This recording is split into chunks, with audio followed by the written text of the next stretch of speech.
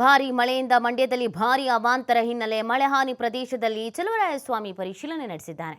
ನಿನ್ನೆ ಮೊನ್ನೆಯಿಂದ ಮಂಡ್ಯದಲ್ಲೂ ಸಾಕಷ್ಟು ಮಳೆ ಆಗಿದೆ. ಶ್ರೀರಂಗಪಟ್ಟಣದ ದರಸಗುಪ್ಪೆ ಬಳಿ ಸಿಡಿಎಸ್ ನಾಲೆ ಒಡೆದಿದೆ. ತಡೆಗೋಡೆ ನಿರ್ಮಾಣದಿಂದ ಹೆಚ್ಚಿನ ತೊಂದರೆ ಆಗ್ತಾ ಇಲ್ಲ. ಮಂಡ್ಯದಲ್ಲಿ ಸಚಿವ ಎನ್ ಚಲುವರಾಯಸ್ವಾಮಿ ಹೇಳಿಕೆ ನೀಡಿದ್ದಾರೆ. ಬೆಳೆ ಹಾನಿ ಬಗ್ಗೆ ಸರ್ವೆ ಮಾಡಿಸಿ ಶೀಘ್ರನೇ ಪರಿಹಾರಕ್ಕೆ ಕ್ರಮ ಕೈಗೊಳ್ಳಲಾಗುತ್ತೆ. ನಾಲೆಗಳ ನೀರು ನಿಲ್ಲಿಸಿ ಕೆರೆ ಹೂಳೆತ್ತುವುದು ಕಷ್ಟ. ಜನ ರೈತರು 2-3 ವರ್ಷ ಸುಮ್ಮನೆ ಇರಬೇಕು. ಜನರು ಸಹಕರಿಸಿದ್ರೆ ಶಾಶ್ವತ ಪರಿಹಾರಕ್ಕೆ ಕ್ರಮ. ಮಳೆ ಹಾನಿ ಪ್ರದೇಶ ಭೇಟಿ ಬಳಿಕ ಸಚಿವರು ಈ ಒಂದು ಸ್ಟೇಟ್ಮೆಂಟ್ ಅನ್ನು ಕೊಟ್ಟಿದ್ದಾರೆ. ಖುದ್ದಾಗಿ ಸಚಿವರೇ ಭೇಟಿಯನ್ನು ನೀಡಿದ್ದು ಆ ಭಾಗದ ಜನರಿಗೂ ಕೂಡ ಖುಷಿ ತರಿಸಿದೆ. ಯಾಕೆ ಅಂತಂದ್ರೆ ಸಾಕಷ್ಟು ಪ್ರಮಾಣದಲ್ಲಿ ಹಾನಿಯಾಗಿದೆ.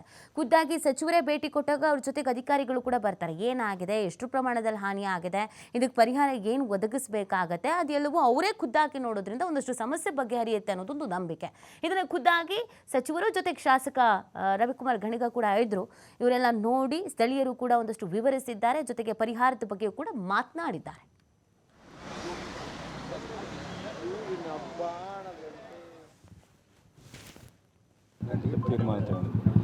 ಇದು ನಿನ್ನೆ ಮೊನ್ನೆಯಿಂದ ಭಾಳ ಮಂಡ್ಯ ಜಿಲ್ಲೆಯಲ್ಲಿ ಮಳೆ ಬಿದ್ದು ಒಂದು ಕಡೆ ನಮ್ಮ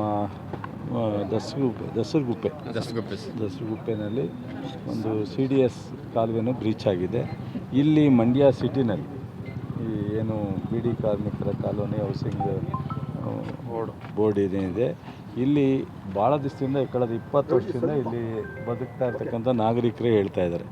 ಸೊ ಭಾಳಷ್ಟು ನಾವು ಮಳೆ ಬಿದ್ದಾಗ ಮಲಗಲಿಕ್ಕೆ ಆಗ್ತಿರಲಿಲ್ಲ, ಒಂದು ವಾರಗಟ್ಟಲೆ ನಾವು ಮನೆ ಖಾಲಿ ಮಾಡ್ತಿದ್ದೋ ಅಂತೇಳಿ ರವಿಯವರು ಈ ಸರಿ ಶಾಸಕರಾದ ಮೇಲೆ 15-20 ಕೋಟಿ 10 ಕೋಟಿ ಇದನ್ನು ತಡೆಗೋಡೆನ ಮಾಡಿಸ್ತಾರೆ.